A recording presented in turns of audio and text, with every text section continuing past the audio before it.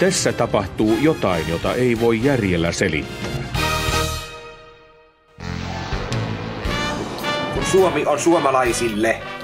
Suomi, vain Suomi suomalaisille. Meillä ei ole aikaa hukattavana. Nyt pitäisi mennä hampaita pesee ja partaa ajelee ja laittaa kahvia ja laittaa puuro. 4 asiaa pitäisi tehdä kello riepäin saatanasta. Kattosikohan taas kokonaan? Pistä naru kaulaan ja hyppää kaivoon. Oi, kattokaa. Onkohan tää ydinvoimasaastetta? Taivas on tän näköinen, niin onko toi ydinvoimasaastetta? Varmasti. Ei siitä sen enempää, niin nyt mä tästä paidun kotioon ja näkyillään taas. Mentiin!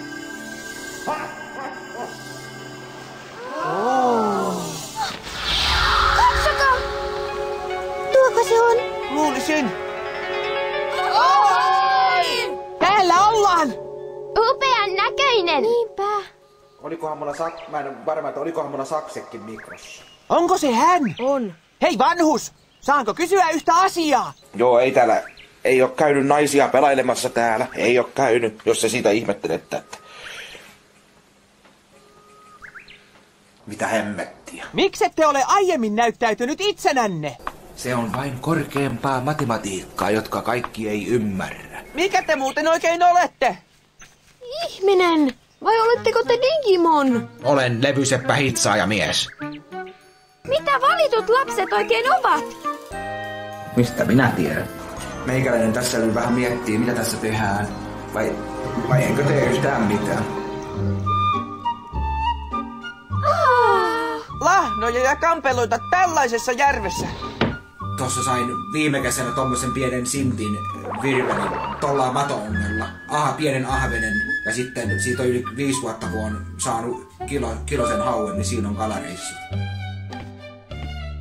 Jep, katsokaas. Olen joutunut nettikiusaamisen uhriksi.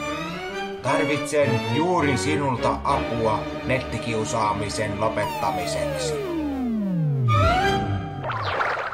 Sain joululahjaksi tämmösen tietokoneen, eli lyödään koneet tulille sitten.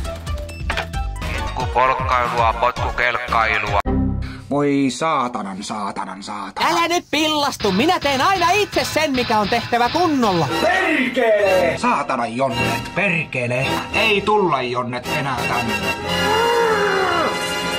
Voi saatanan jonnet, perkele, mitä menitte tekemään? Kyllä vituttaa.